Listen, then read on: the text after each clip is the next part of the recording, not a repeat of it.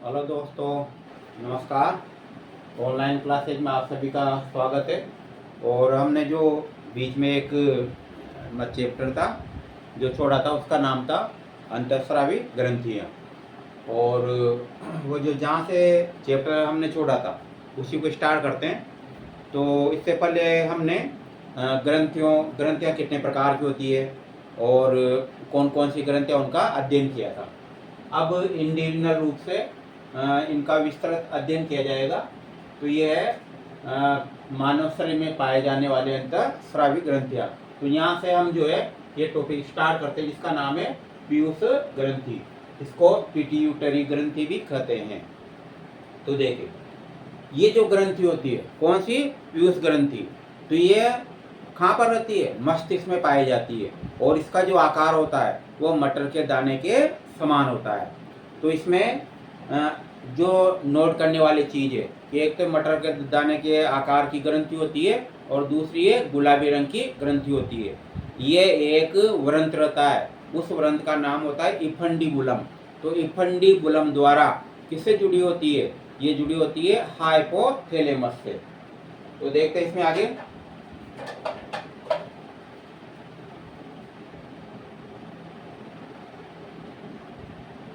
ये मटर के दाने के समान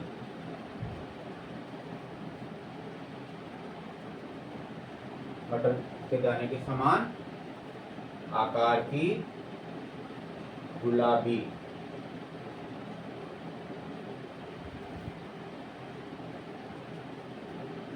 रंग की ग्रंथि होती है।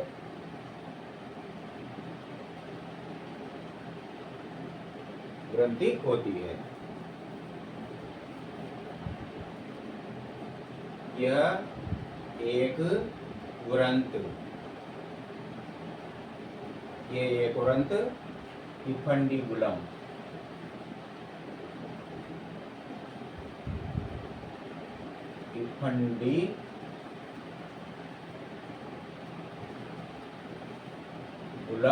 द्वारा हाइपोथैलेमस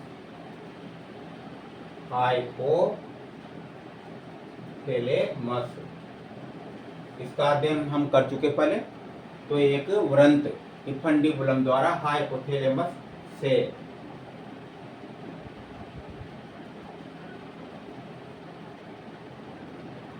जुड़ी होती है।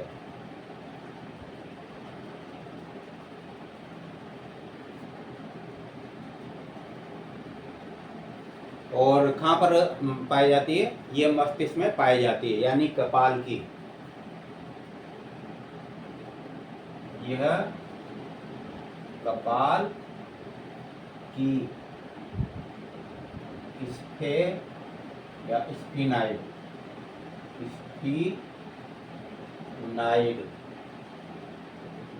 अस्थि स्फीनाइड अस्थि के एक छिछले यानी अस्पष्ट छिछले गड्ढे सेला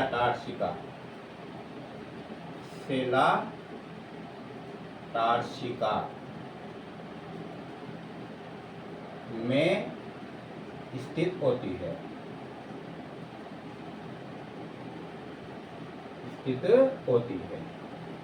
तो इसमें जो है दो तीन चीजें, स्फीनाइड अस्थि के अंदर एक गड्ढा पाया जाता है। ये कहाँ रहती है? मस्तिष्क में। कपाल आ गया ना, कपाल की स्फीनाइड अस्थि के एक छिछले यानी अस्पष्ट सा गड्ढा रहता है। तो उसके अंदर एक गर्त है, उस गर्त का नाम है सेला टार्सिका। तो उस सेला टार्सिका के गर्त में स्थित रहती है। ये मानिए सबसे छोटे आकार की ग्रंथि है। इसका जो व्यास होता है वह 1.3 सेमी और जो वजन होता है वो होता है 0.5 ग्राम होता है।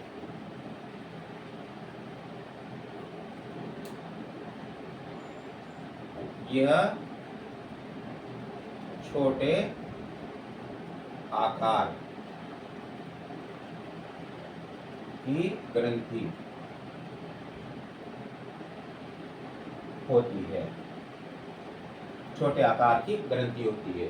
मतलब अगर अंतःस्रावी के हिसाब से देखें ना, तो मानव शरीर में जो जितनी भी अंतःस्रावी ग्रंथियां उसमें इसका स्थान किससे लिया जाता है? छोटे, यानी सबसे छोटी जो है ना ग्रंथि पाई जाती है। तो इसका जो व्यास होता है, इसका व्यास 1.3 सेमी, वह वजन 0.5 ग्राम होता है। तो इसका व्यास 1.3 सेमी, वह वजन जो है 0.5 ग्राम होता है। और एक और इसमें चीज याद रखना, इसका जो निर्माण होता है, इसका जो उद्भव होता है, वो किससे होता है? भ्रूणीय एक्टोडर्म से। उद्भव भ्रूणीय एक्टोडर्म, भ्रूणीय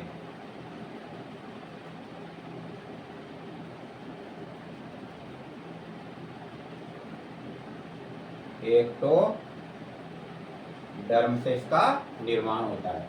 क्या होते हैं भ्रूणीय? देखिए मैंने पहले बताया था, जब देखिए यहाँ से समझना, शुक्राणु और अंडाणु दोनों में निषेचन होता है। निषेचन के फलस्वरूप द्विगुणित युग्मनज बनता है, द्विगुणित युग्मनज। फिर युग्मनज से जो है मोरूला बनता है, फिर मोरूला से ब्लास्टुला बनता है, यानी भ्रूण अवस्थाओं के नाम है। भ्रूण जो धीरे धीरे विकसित होता है ना, ये। फिर उसके बाद में ब्लास्टुला से बनता है गेस्टुला। इस गेस्टुला में क्या है? 3, जी का मतलब गेस्टुला, इसमें 3 जनन स्तर विकसित हो जाते हैं। तो हमारे शरीर की जितनी भी संरचनाओं का जो निर्माण होता है, ये बीच वाला स्थान तो क्या है? गुहा बनाता है, देह गुहा ये। और ये जो 3 स्तर बने हैं, तो ये पूरी गुहाएं रहेगी, मानी है ये गुहा रहेगी ये। तो 3 स्तर हो गए। सबसे बाहर का एक तो डर्म, बीच वाला मीजोडर्म, और सबसे अंदर वाला जो है ये स्तर रहेगा, ये कहलाएगा इंडोडर्म। सामान्य कहे तो बाह्य स्तर, मध्य स्तर और अंत स्तर। तो इसमें क्या शब्द है? इसका जो उद्भव होता है किसका? पीयूष ग्रंथि का। तो इसका जो उद्भव है भ्रूणीय एक्टोडर्म, यानी भ्रूण अवस्था है ना, सबसे बाहर का स्तर है ये वाला। इससे क्या बनती है? पीयूष ग्रंथि का निर्माण होता है। इस प्रकार से ये था। और अब चलते इसकी संरचना, पीयूष ग्रंथि की संरचना। तो याद रखिए, पीयूष जो ग्रंथि है ये 2 पालियों से निर्मित होती है। यानी पीयूष ग्रंथि जो है इसमें 2 पालियां पाई जाती है, और दोनों जो पालियां हैं उनका भी फिर जो है 3 जो इसके खंड रहते हैं, उनसे उनका निर्माण होता है। तो देखिए संरचना की हिसाब से, संरचना, तो संरचना में आप समझना,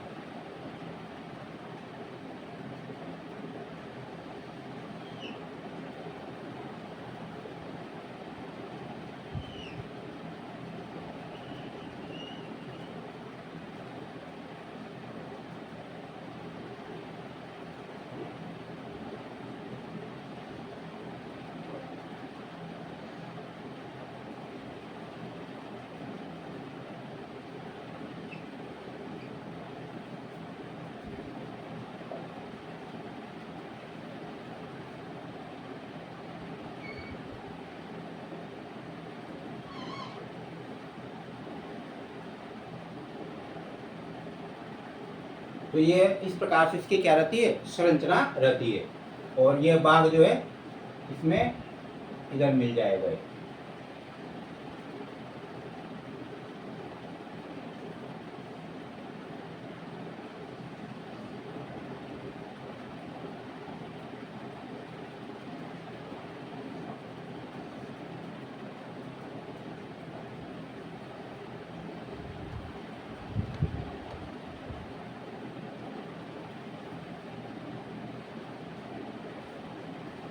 तो इसमें सामान्य दृष्टि से अगर इसको इंगित करें ना, तो इसका ये आकार है।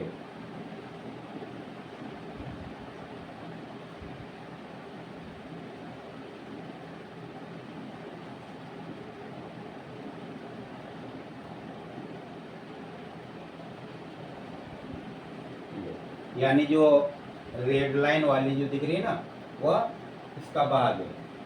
दो पिंड हो गए इसके, एक तो क्या होता है एडिनो हाइपोफाइसिस और एक होता है न्यूरो हाइपोफाइसिस। इसमें जो पहले ये वाला भाग है, ये क्या कहलाएगा एडिनो हाइपोफाइसिस। इसका जो निर्माण है वह 3 भागों से होता है।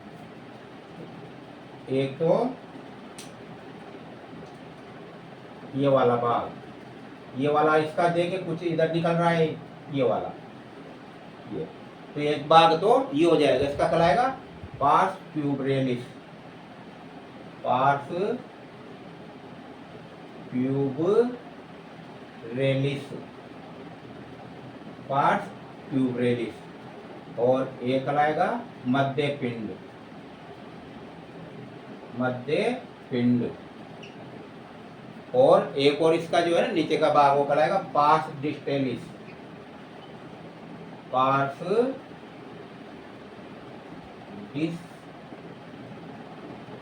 डिस्टेलिस,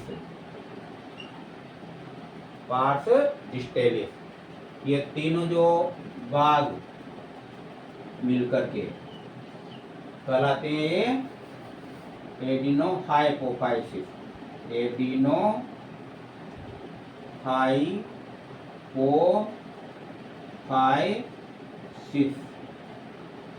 एडिनो हाइपोफाइसिस यानी कि अग्रपाली, अग्रपाली कहलाती है कि अग्रपाली है।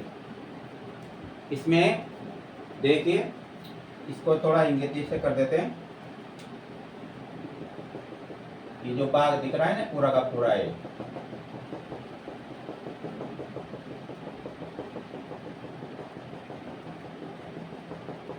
ये न्यूरो हाइपोफाइसिस है।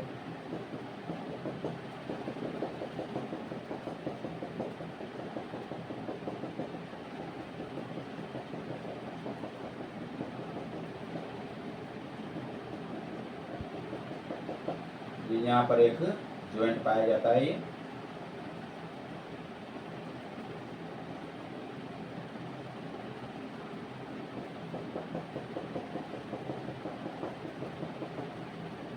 तो स्पष्ट रूप से दिख रहे हैं। ये जो रेड वाला जो भाग प्रदर्शित हो रहा है ये क्या कहलाएगा, ये न्यूरो हाइपोफाइसिस कहलाता है। और इसका जो निर्माण है वो भी क्या होता है, इसका भी निर्माण भी 3 भागों से होता है। ये कहलाता है इसका मध्य एमिनेंस, मध्य एमिनेंस, मध्य एमिनेंस, ये पहला भाग है। और दूसरा जो भाग होता है वो होता है इफंडिबुलम, इफंडिबुलम।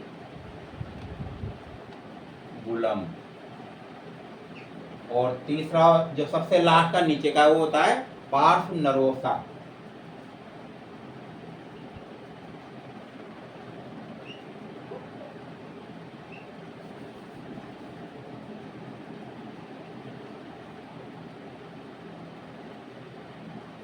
नर्वोसा। तो 3 भाग है, ये तीनों भागों से मिलकर के और ये बनता है neuro hypophysis, neuro hypophysis, neuro hypophysis. इसको कहते हैं पश्यपाली, पश्यपाली। तो 2 भाग हो गए जो, और इसके बाद इसको इंगित करते हैं। ये वाला जो है ना ब्लू शेड में जो आपको दिखाई देगा, ये एडिनो हाइपोफाइसिस है। यहाँ तक फैला हुआ है ये।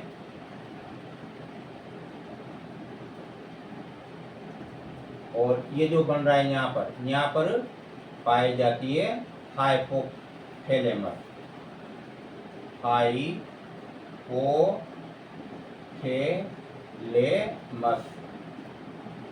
हाइपोथैलेमस यानी ये जो भाग होता है ना, ये हाइपोथैलेमस से जुड़ी रहती है, ये वाला भाग और ये वाला भाग, तो ये हाइपोथैलेमस।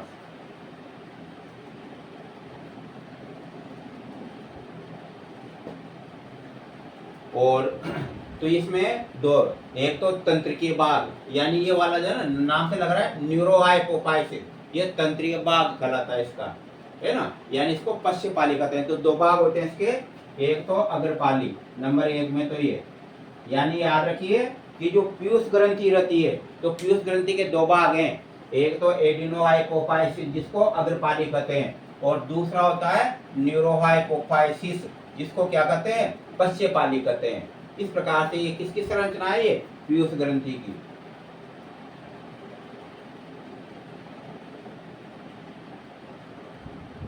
पीयूष ग्रंथि।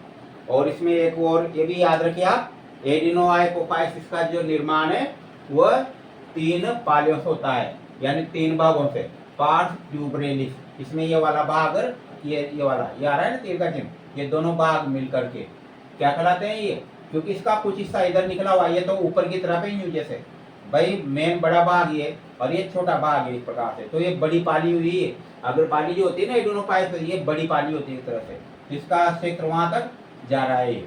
और मध्यपिंड, ये बीच वाला भाग आ गया मध्यपिंड, और सबसे नीचे का जो भाग है इसका, तो पार्स डिस्टेलिस कहलाता है, यानी दूरी पर स्थित है। इसके बाद ये वाला भाग यहाँ पर, जहां से इसके दोनों शाखाएं निकल रही है ना, किसकी, न्यूरोहाइपोफाइसिस की 2 शाखाएं निकल रही है, वो कहलाता है मध्य एमिनेंस। और ये वाला भाग ये आगे जाकर के हाइपोथैलेमस से जुड़ता है ये, तो इस प्रकार से क्या कहलाता है, इफंडीबुलम कहलाता है। क्या कहलाता है, इफंडीबुलम। और ये नीचे वाला जो भाग इसका, ये कहलाता है पार्श्व नर्वोसा। इस प्रकार से न्यूरोहाइपोफाइसिस का निर्माण 3 भागों से होता है, तो ये याद रखना आप। ये अब इसमें देखते हैं, तो इसमें एक और चीज याद रखना, ये जो है ये वाला एडिनोहाइपोफाइसिस, तो ये जो एडिनोहाइपोफाइसिस इसमें क्या पाई जाती है, ग्रंथिल कोशिकाएं। क्या पाई जाती है इसमें, ग्रंथिल कोशिकाएं पाई जाती है,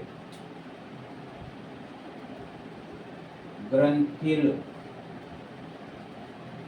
कोशिकाएं पाई जाती है इसमें। दोबारा देखते हैं,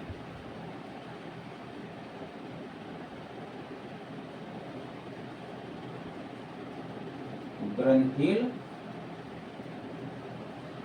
कोशिकाएं, ग्रंथिल कोशिकाएं पाई जाती है, जो क्या करते हैं, हार्मोन स्रावित करती है, हार्मोन स्रावित, यानी कम से कम 6-7 हार्मोन, जो सबसे ज्यादा हार्मोन निकलते हैं ना, वो एडिनोहाइपोफाइसिस से निकलते हैं। तो इसमें हार्मोन का जो अध्ययन कल करेंगे, तो देखिए याद रखिए, एडिनोहाइपोफाइसिस में क्या, ग्रंथिल कोशिकाएं पाई जाती है मुख्यतः, कोशिकाएं और भी रहती है, लेकिन इसमें ग्रंथिल कोशिकाएं ये क्या करती है, हार्मोन स्रावित करती है। जैसे आपने देखा GH हार्मोन है, FSH है, तो सबसे काफी जो हार्मोन इससे निकलते हैं। और उसके बाद में पश्चपाली, इसी को क्या कहते हैं, इसको जो है तंत्रिकीय पाली भी कहते हैं, तंत्रिकीय पाली, यहाँ लिख देते हैं इसका इसे नाम से,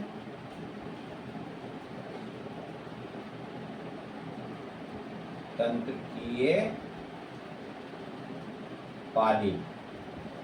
यानी इसमें बहुत सारी जो तंत्रिकाएं होती है ना, वो मिलकर के इनके जो सिरे होते हैं ना, तो वो फूल जाते हैं सिरे, यानी सिनेप्टिक बटन्स बनाती है, इसलिए इसमें क्या कहते हैं, तंत्रिकीय पाली, यानी इसमें तंत्रिका कोशिकाएं पाई जाती है, इसलिए नाम आ रहा है इसका न्यूरो। और इससे इसमें जो मुख्यतः पाई जाती है, वो पाई जाती है तंत्रिका कोशिकाएं, तंत्रिका कोशिकाएं पाई जाती है इसमें।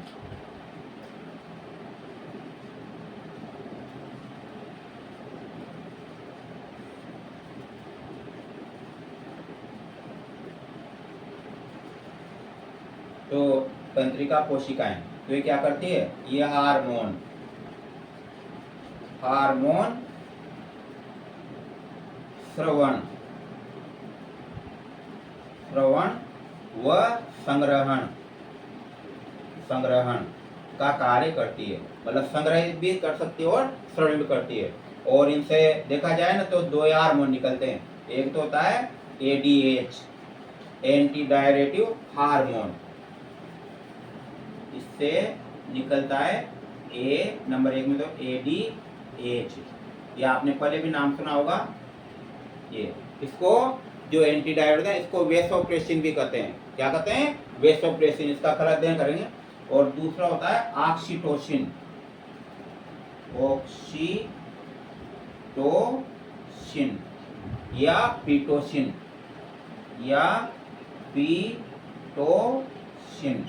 पीटोसिन भी कहते हैं। इसके दुग्ध प्रेरक और प्रसव के समय ये हार्मोन काम आता है। और इस वाले जो भाग में काफी सारे हार्मोन है, जैसे GH है, FSH है, ACTH है। जैसे 2-3 बताता हूँ यहाँ जगह के हिसाब से। जैसे GH ग्रोथ हार्मोन, इसके बाद में गोनेडोट्रोपिक हार्मोन, यानी इसमें 2 हार्मोन आएंगे, है ना। तो काफी हार्मोन आएंगे इसमें, और भी ACTH, ऐसे कुल 6-7 हार्मोन इसके द्वारा स्रावित होते हैं। तो ये ग्रंथि थी पीयूष ग्रंथि। और कल जो अध्ययन करेंगे हम इस ग्रंथि से स्रावित हार्मोन का, और उन हार्मोन का क्या प्रभाव होता है। भी आपको मैंने पहले बताया था कि हार्मोन का एक बैलेंस मात्रा में होना जरूरी है, संतुलित मात्रा में। अगर हार्मोन की थोड़ी सी भी कमी हो जाती है जब भी रोग होता है, और अगर हार्मोन की थोड़ी सी भी बढ़ोतरी हो जाती है जब भी रोग होता है। इसलिए आजकल आपने देखो खान पान के चक्कर में क्या हो रहा है, मतलब ये हार्मोन अनबैलेंस हो जाते हैं, तो इसमें तरह तरह के रोग हो जाते हैं। तो कल इन हार्मोन के बारे में अध्ययन करेंगे।